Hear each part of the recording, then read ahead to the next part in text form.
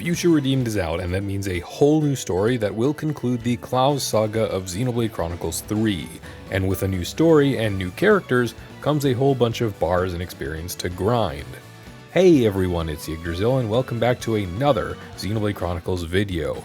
An extremely short one for you today as I attempt to get a little bit into guide and advice giving in the world of Xenoblade Chronicles 3 Future Redeemed. Today's topic is all about how we're going to get a lot of experience quickly and efficiently, and while I've still got a ways to go in the story myself, I've found a try and true method that gets results at crazy fast speeds. I'm talking whole levels in the span of a few measly minutes, for when you've come across a boss that's a good few levels ahead of you, and all you can think about is getting to more of that sweet story. Before we begin, if you enjoyed this video, be sure to leave a like and subscribe to the channel where I discuss and analyze Xenoblade Chronicles content. And with all that said, let's get stuck into the video. Let's start with the most essential component, getting Combat Streak Experience Plus, a new food buff that is exclusive to Future Redeemed's cooking repertoire. It is immediately available right out of the gate as soon as you unlock cooking as a feature through the Chunky Veggie Soup recipe. You can make this meal, which has a 20-minute duration, by collecting 2 Comet Carrots and 1 Kelp Mushroom. Both of these items are extremely easy to find right within the first zone of the game, the Vermilion Woods. You can even go to the first teleport point and hey, there those kelp mushrooms are. Now then, Combat Streak EXP Plus sounds rather straightforward. You get additional experience in proportion to the number of enemies you beat without leaving combat. The Chunky Veggie Soup itself increases this by 30% for every monster, and the buff itself caps out at 400%. That means with this particular recipe, you have to beat 14 monsters in succession without leaving combat to obtain the max bonus, and while that sounds like quite a lot for a single fight, it's actually quite a bit easier to do than you may think. One final observation with this particular buff is actually quite important, and that's the fact that while the food buff itself will only last for its 20-minute duration, as long as you remain in combat, the buff itself will persist.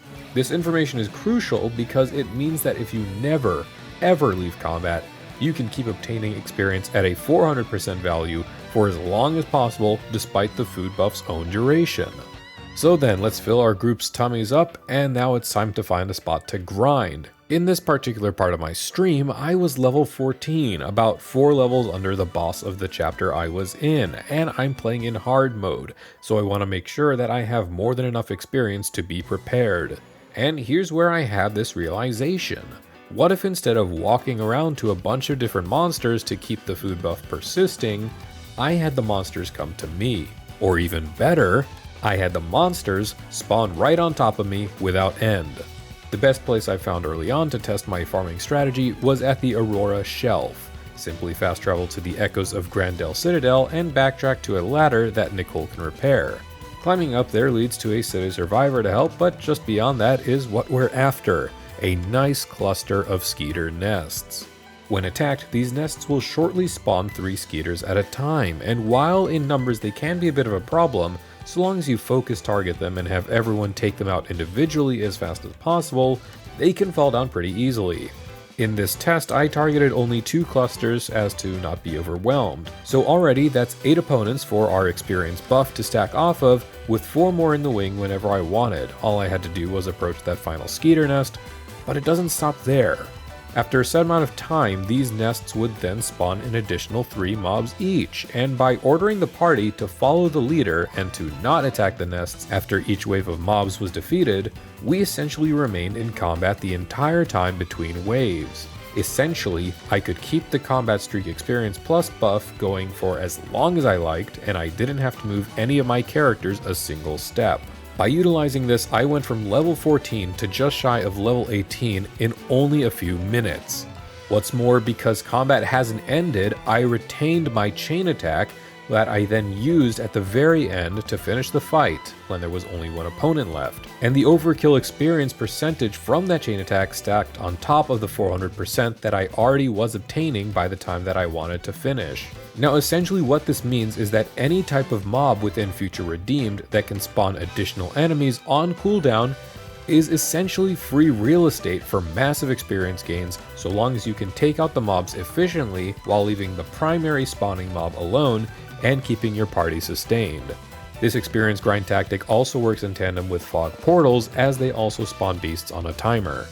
A second tactic utilizing this buff, while not as efficient as the constantly spawning mobs, Combat Streak XP Plus will also pair up very well with enemy incursions and lairs that are present throughout the overworld. Some of these incursions have well over the 14 mobs required to obtain the full buff, and while they don't spawn more mobs like the types that I mentioned earlier, the enemies at these locations are often heavily clustered. I used one specific Agnian military incursion in the Ragnos Desolation area to get from level 27 to 33, all in just one single round of combat. With these incursions, however, a word of caution is that you cannot control where some of these mobs will roam. You have to make sure you're not going to be overwhelmed so that you can keep this buff persisting. Lastly, if you are at a spot where you can't find mobs that spawn around your current level and all the adjacent incursions have been dealt with, your best bet is to find mobs with an extremely large aggro radius that you can use as the center point for your fighting bonanza. Standards are the perfect example mob for this. They're the Kevesi and Agnian flagpoles, and the totems of enemies like the Turkin also act the same. They don't even attack, all they do is slightly buff the enemies around them. And they have quite the lengthy aggro radius that can easily cover whole fields, letting you run around and butcher everything in sight to your heart's content. In essence, I just wanted to use this video as a way to show you all how to make the most of honestly one of the best tools that Monolith Soft has given us in Future Redeemed for getting your level up as quickly as possible. This method has been proven tested and true from myself from the moment you unlock cooking as far as up to the mid-30s.